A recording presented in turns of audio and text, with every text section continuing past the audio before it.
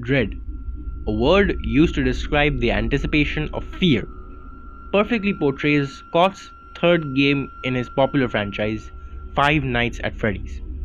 Hello everyone. If you are interested in more video essays, be sure to support the channel through subscribing and likes.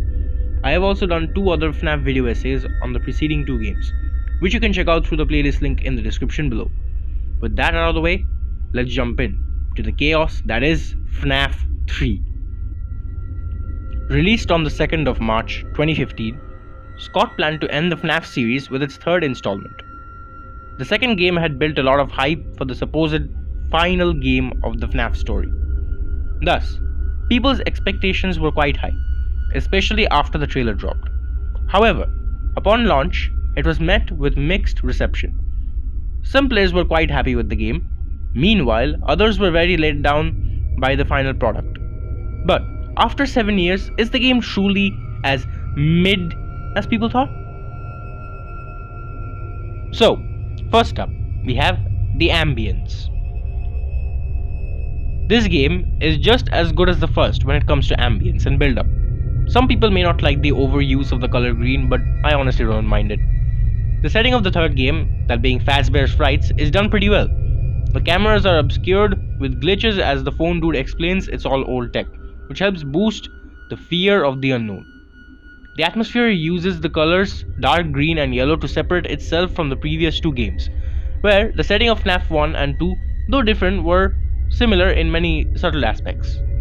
However, this game attempts to stand out and try something of its own, which I can very much respect. The sound design is handled in a unique way compared to that of the first and second entries. Here, we have to use audio cues to distract the enemy animatronic and stop it from coming into our office. It's a good thing that Scott likes to change up the mechanics every entry so that they can stand out from each other, which creates diversity. Next up, we have the gameplay.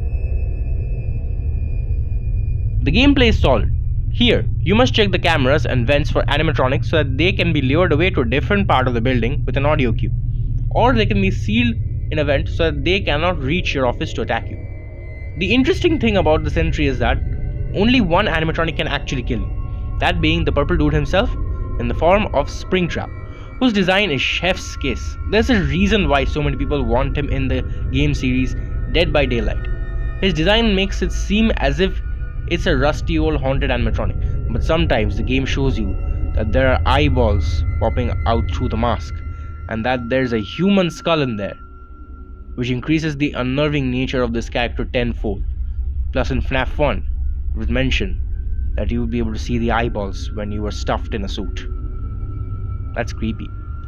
It makes you wonder what gruesome events could have led this monstrosity here, which is later answered through the 8-bit minigames Scott has scattered across this game, just like FNaF 2.